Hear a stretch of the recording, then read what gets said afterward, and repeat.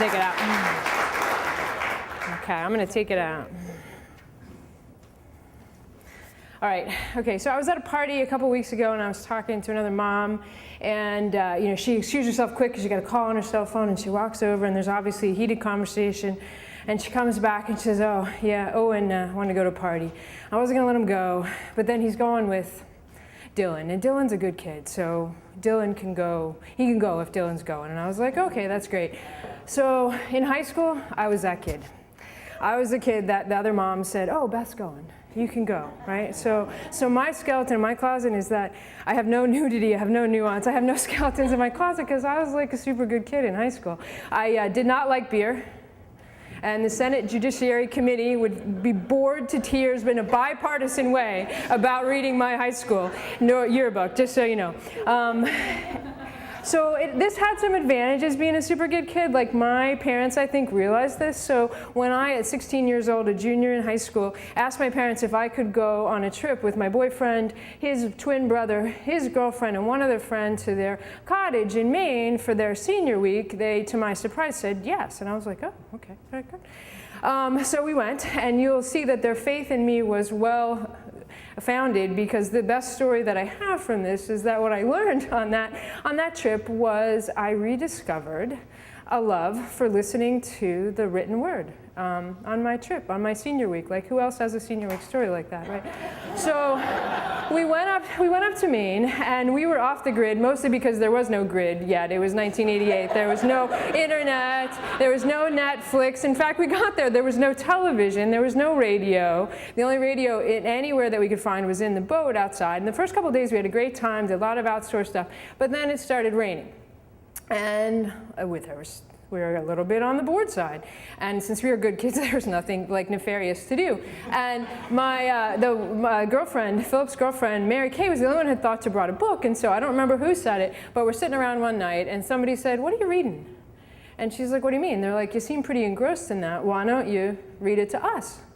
And so we actually spent a good deal of the rest of that vacation and the whole drive back listening to Mary Kay read to us, which is really kind of a B-grade story, but we were all totally engrossed in it. Like, she had to hide the book so nobody else would like read in between and get to the chapters.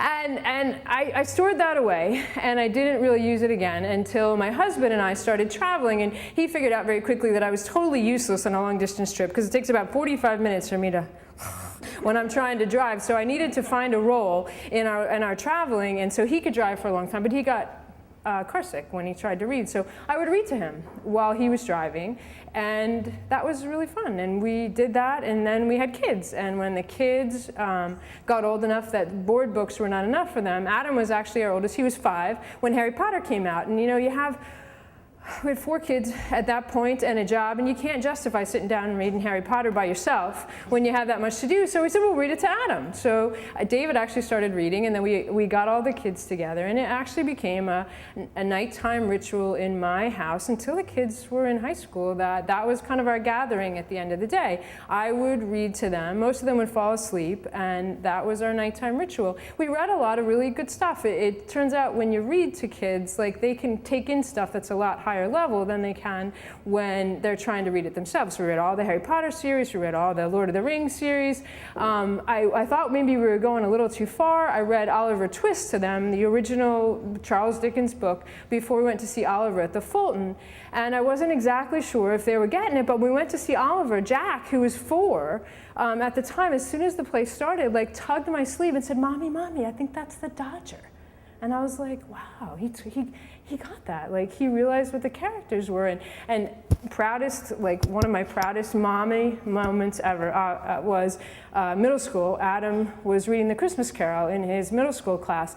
And he came home, we're kind of talking about the day at dinner, and he goes, yeah, we're reading a Christmas Carol. Some of the other kids are like, yeah, I don't understand this. But Mom, I said to him, you know what? My mom reads this kind of crap to us all the time. I was, if you have middle school kids, that's like, I was so proud. So we were a couple of years into this as our routine when my grandmother, who was 90 at the time, kind of started her inevitable spiral and in decline. And she lived in St. Louis. And there had been a few years where we were stationed in St. Louis, and so we lived close to her then, but even though she lived 1,000 miles away from me, my parents and them had somehow made sure that they were a presence in my life through most of my life. And when she started to decline, she had to move out of the assisted living apartment that she lived in with my grandfather, and she kind of went back and forth between a nursing home and my aunt's home. And I'm a cancer doctor. I'm involved in a lot of end-of-life care, and it really hurt me that I couldn't be involved in what I knew to be the comfort time in her life. And I thought, if I lived closer, what I would do is I would go and I would read to her, because that was something that I do all the time. And my aunt had tried a couple times to get her to listen to books on tape. She had lost her sight and she couldn't really hear very well. And most of the books on tapes that she got from the Blind People's Society were just too complicated for Grandma to figure out. But I remembered, who remembers those little rectangular tape players that you had when you were kids? Most of you are probably too young to remember that. And I said, you know what I'm going to do? I got 2 of those, and I got a bunch of blank cassette tapes, and I said, you know what we're going to do? When we read at nighttime together, we're going to read a story to Grandma too.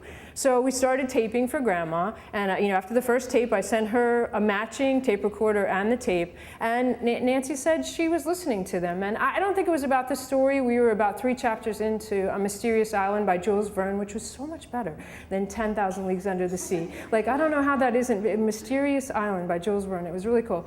And I don't think she really listened to the story, but she got to hear my voice, which was familiar. And then she also got the kids kind of interjecting, because they'd be like, oh, respectable. That was a spelling word for me. And sometimes it'd be like, and after we were done, we would always say goodnight, Grandma, and everybody would say goodnight, Grandma. Or we're traveling tomorrow, Grandma. We'll be reading in the car, Grandma. Or Grandma, we lit a candle for you today, because that's how we got the kids to go to church when we traveled, was we had to go to church to light a candle for Grandma and find a postcard for Grandpa. And so she passed away about 5 months into our reading experiment, and I was able to break away and fly home for her funeral to be with my grandfather. And Nancy gave me the tape recorder back with all the tapes that we had sent her during that time, and a letter. So Grandma, apparently in her last week of her life, had decided that she wanted to write a letter to all the grandchildren. Now, Grandma was raised in the Great Depression. She was the oldest of 10 children. She then raised a family of 5 in a house roughly the size of my garage. And I thought, oh gosh, here it is. Here is the secret. She wrote this to me. This is fantastic. She wrote one to all the grandchildren. And I opened it. And this is, of course, a true story. So Grandma was not one who proselytized. She was not one that gave advice out. And it was all kind of all over the page. She was not very coherent at the end of her life. But the bottom of the page, most of what I could read said, Lucy, thanks for lighting a candle for me. So I don't know that she heard the story, but she heard our voices. And of course, the lesson was gratitude, which was a great lesson.